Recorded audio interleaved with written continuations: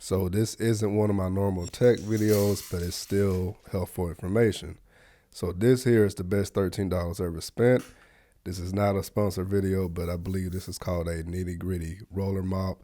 I use it to help with my lower back pain, so I don't have to bend over for long periods of time to clean my tub. And you see the mop head or the sponge is replaceable. You just press up to release it and pull back to tighten it back up.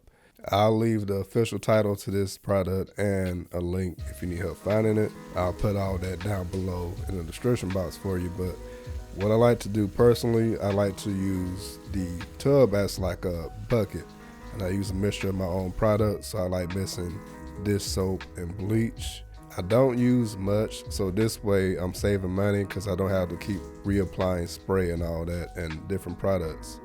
I can just dip the mop in the water and then scrub. So you can get basically anywhere, but the harder to reach places, you will still need a traditional sponge. But that's all I got for you. If you're interested in informational videos around everyday tech and products, feel free to subscribe if you haven't already. But for this video, that's all I got for you. Much love to each and every one of you. I'm your downloading pirate, and I'm out.